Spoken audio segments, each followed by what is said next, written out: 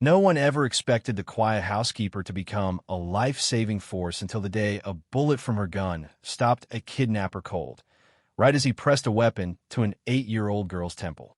Marisol Ortega, a petite woman with a spine forged in steel and eyes that missed nothing, had once lived a life far from the dusting and vacuuming she now did for a living. She stood in the ornate halls of the Everwood Shooting Club, where her employer, Sterling Carrington, had brought her only to serve as a babysitter for his young daughter, Lila.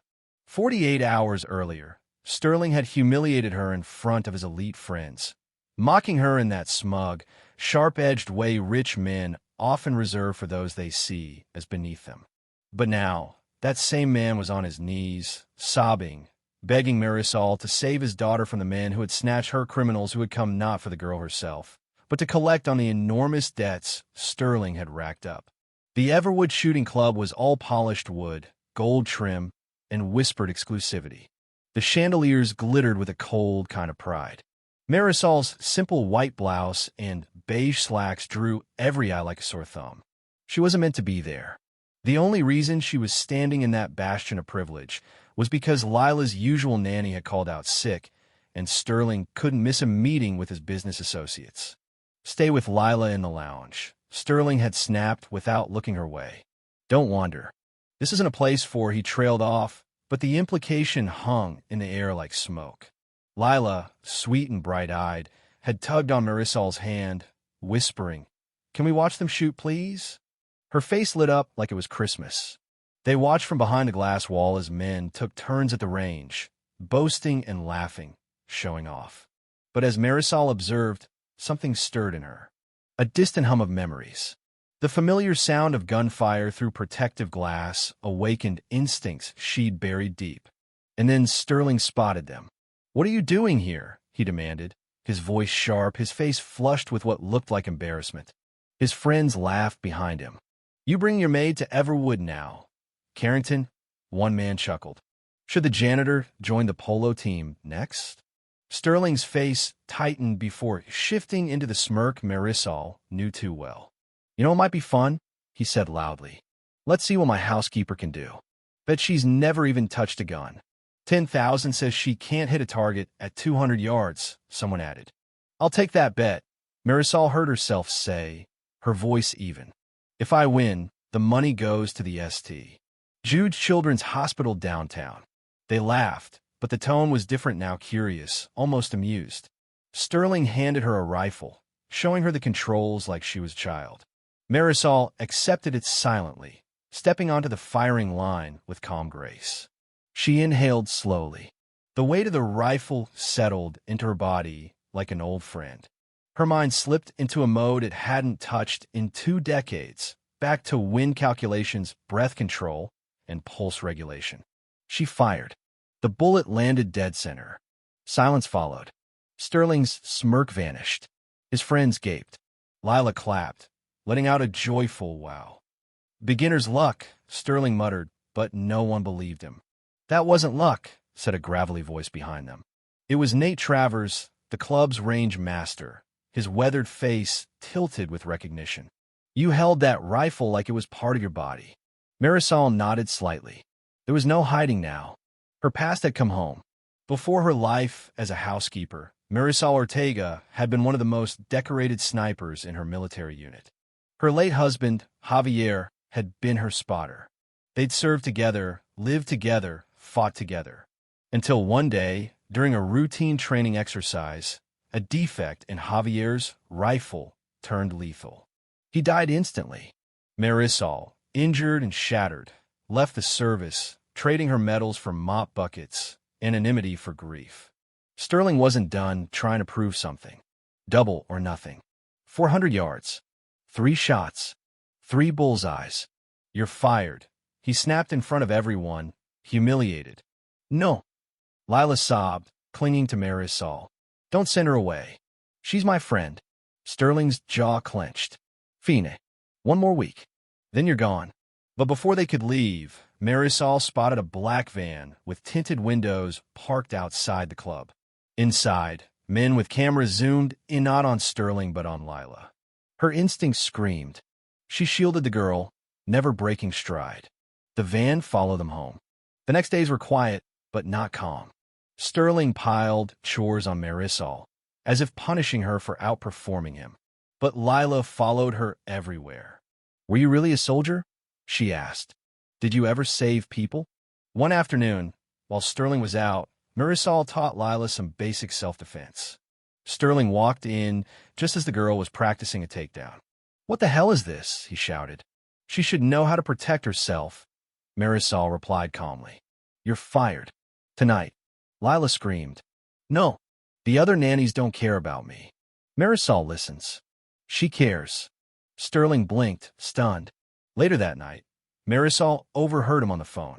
"I don't have the money," he hissed. "I've mortgaged everything. Please, I need more time." A chilling reply echoed back. "Saturday, Westwood Gas Station, 2 p.m. Bring cash, or we take something else." The implication was unmistakable. They were coming for Lila. That night, Marisol opened a lockbox she hadn't touched in years. Inside were her dog tags and a photograph of her and Javier. "I know I promised," she whispered, "but I can't let them take her." She returned to Everwood at dawn. Nate was waiting. "I figured you'd come back," he said. He helped her retrain. Within hours, Marisol was shooting tighter groupings than most active snipers. "They're planning to kidnap Lila," she told him. "Her father owes money to people who won't ask twice." Before Nate could respond, her phone rang. "Marisol," Lila whispered.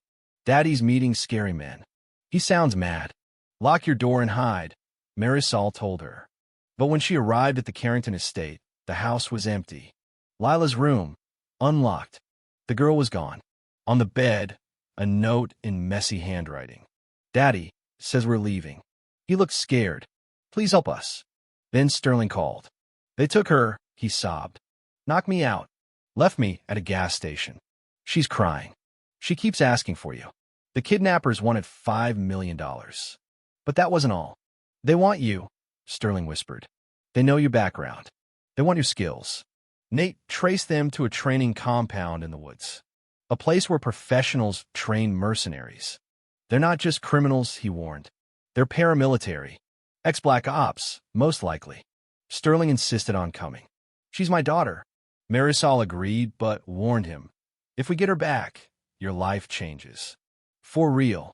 They arrived at the compound at night. Nate rigged explosions as a distraction. Sterling approached the gate, while Marisol slipped in from the west. A small cabin sat apart from the main building. 2 guards.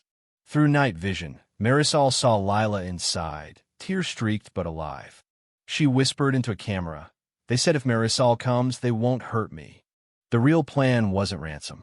They wanted Marisol to carry out a Highton, a federal witness, due to testify against their network. Her price, the life of a little girl. When Marisol confronted the man holding Lila cold-eyed, expensively dressed operator smirked. "You do the job, everyone lives. If not." But Marisol never waited. A distraction outside gave her the moment she needed. She disarmed the man with brutal precision, secured Lila, and escaped through the forest. But Sterling had been taken. She doubled back, found him held at gunpoint by Victor Marathi, crime lord behind the entire operation. Marisol climbed a watchtower, steadied her rifle, and took a legendary shot. The bullet didn't kill. It destroyed Myrov's pistol mid-squeeze, knocking it from his hand and saving Sterling's life. She retrieved Sterling and got him to safety, but Myrov wasn't done. As they reached the edge of the woods, he ambushed them.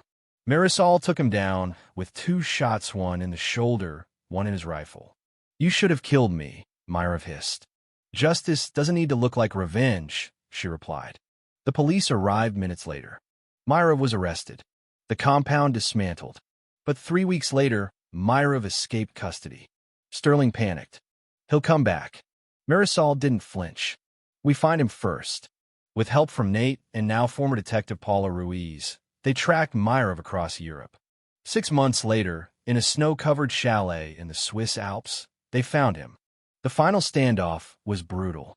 Fire. Gunfire. Wounds. But Marisol didn't kill him. She left that decision to the courts. "You're weak," Myrov spat as he was dragged away. "No, she said quietly. I'm stronger than you'll ever understand. Spring came. At the Everwood Shooting Club now, under new ownership, Marisol trained young cadets. Lila and Sterling visited weekly. They were rebuilding not just a home, but a life.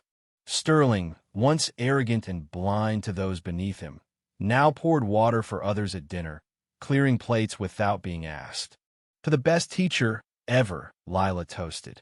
Sterling raised his glass with quiet reverence. Marisol smiled, raising her own, to seeing clearly and the courage to act.